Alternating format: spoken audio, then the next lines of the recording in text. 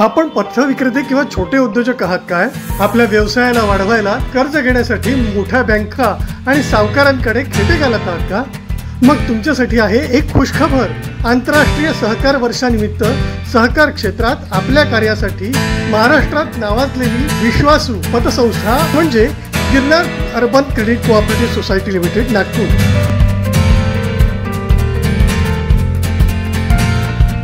आपल्यासारख्या होतकरू पथविक्रेत्यांसाठी घेऊन आली आहे व्यापारी मित्र योजना, ज्यातून मिळेल यशस्वीतेचा नवा मार्ग.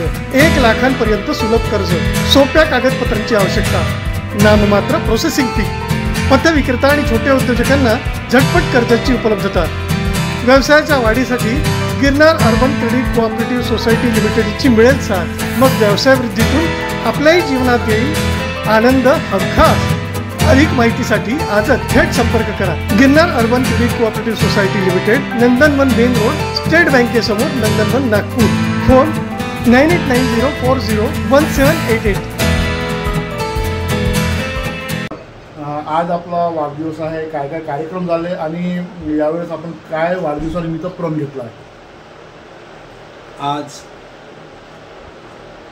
शिबिर घेण्यात आलेलं होतं.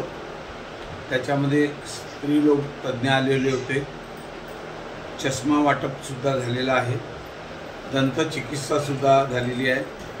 तसंच BP आणि शुगर याच्यासुद्धा चेकअप झालं. औषधाचंसुद्धा वाटप करण्यात आलेलं आहे. वाढदिवसानिमित्त काय आपण एक आज प्रण घेतलेला आहे, काय सांगा? आमचे नेते सन्माननीय नितीनजी गडकरी व देवेंद्रजी फडणवीस यांनी आरोग्य सेवा गरिबांपर्यंत पोहोचवण्याचा जे काही प्रण घेतला आहे, आम्ही एक लहान कार्यकर्ता या नात्याने छोट्या प्रमाणात का होईना पण या गोरगरीब लोकांची सेवा करण्याचा प्रण आम्ही घेतलेला आहे आणि तो शेवटपर्यंत आम्ही करत राहू. भाऊ, येणाऱ्या निवडणुका खूप लवकरच होणार आहे आणि यावेळेस प्रभागातले तसे काही कामं उरलेले नाही. सर्व प्रभाग चकाचकच आहे. तरी पण जनतेसाठी आपलं समोरचं पाऊल काय राहील? या प्रभागाचं नशीब असं आहे की प्रवीणजी दटके हे महापौर होते आणि मी स्थायी समिती अध्यक्ष होतो. त्याच्यामुळं पैशाची कुठलीही या प्रभागाला कमी कधीच राहिली नाही. हा प्रभाग अतिशय सुंदर करण्याचा प्रयत्न आम्ही दोघांनी केला आणि आता प्रवीण भाऊ आमदारही बनलेले आहे. पाहिजे तेवढा फंड त्यांनी या प्रभागासाठी, या मध्य नागपूरसाठी आणला आणि या प्रभागाची सुद्धा प्रगती भरपूर प्रमाणात झालेली आहे. मुख्यतः जे गरिबांचे मुलं आहे, ज्यांच्या घरी AC नाही, अभ्यास करण्याकरता जागा नाही, अशा मुलामुलींकरता प्रवीणजी दटके यांनी ज्या ई-लायब्ररी उघडल्या आहे, त्या ई-लायब्ररीच्या माध्यमातून आम्ही गरीब मुलांना जे शिक्षणाच्यापासून वंचित नाही राहणार याचा पूर्ण आराखडा तयार केलेला आहे. पक्षाने आपल्याकडे आता जबाबदारी दिलेली आहे. समोर पण जबाबदारी बहुतेक पुन्हा आपल्याला लाभणार आहे. तर यासाठी आपलं प्रभागाच्या जनतेसाठी, प्रभागाच्या लोकांसाठी काय चांगलं व्हावं, काय सांगाल? मी पार्टीचा सच्चा कार्यकर्ता आहे. जर मला तिकीट मिळाली तरच मी या कामात राहील असा नाही.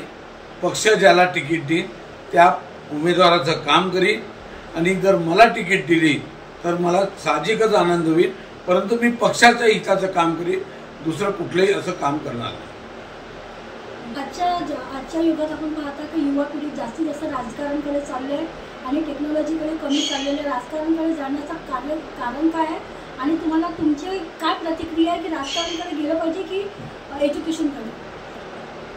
तरुणांनी सगळ्यात पहिले शिक्षणाकडे गेलं पाहिजे, कारण आता राजनेता हा सुद्धा शिक्षित असलेला पाहिजे आणि त्याच्यामुळं शिकलेला राजकीय नेता हा देशाचं भवितव्य घडवू शकतो. अडाणी राजनेता देशाचं भवितव्य घडवू शकत नाही आणि म्हणून पहिले तरुणांनी शिक्षण पूर्ण करावं, घरच्या जबाबदाऱ्या पूर्ण करत करत राजकारणात प्रवेश करावा अशी मी त्यांना विनंती करेन. भाऊ, काय वाटते यावेळेस मनपा निवडणुकीमध्ये आपलं किती पार होतील, काय सांगाल? 100% आमचे नेते नितीनजी आहेत, देवेंद्रजी आहेत, पालकमंत्री बावनकुळे साहेब आहेत आणि या शहराचे अध्यक्ष हे दयाशंकर तिवारीजी आहेत.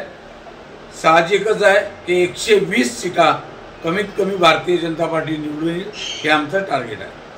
लाडकी बहीण योजनेअंतर्गत भाऊ यावेळेस खूप काही महिलांना आता नाकारलं गेलेलं आहे, तरी पण आता जे गोरगरीब आहे ते पण पुन्हा KYC किंवा फॉर्म भरणं त्यांचं सुरू आहे. तर यांच्यासाठी काय आपण आपल्याकडून करणार आहोत? कुठल्याही लाडक्या बहिणीला नाकारलं गेलं नाही. जी लाडकी बहीण खोटं बोलली आणि तिने पैसे घेतले अशाच लोकांना नाकारण्यात आलेलं आहे. सोन्याच्या 4-4 बांगड्या हातात घेऊन जर लाडकी बहिणी जे पैसे घेतले असेल तर त्याला काहीच अर्थ नाही. गरीब लाडकी बहिणीपर्यंत 100% पैसे पोहोचले पाहिजे आणि त्याच्यासाठी पूर्ण प्रयत्न आम्ही 100% करू. आपल्या प्रभागाच्या जनतेला आपल्याकडून काय एक आव्हान, एक संदेश राहील? प्रभागाच्या जनतेला एकच माझं म्हणणं आहे की जो सतत 24 तास तुमच्या एका आवाजावर तुमच्यापाशी असाच उमेदवार तुम्ही निवडून द्यावा आणि त्याच्यामध्ये भारतीय जनता पार्टीचे सगळे उमेदवार हे सक्षम राहतील आणि सक्षमपणे उतरतील सुद्धा.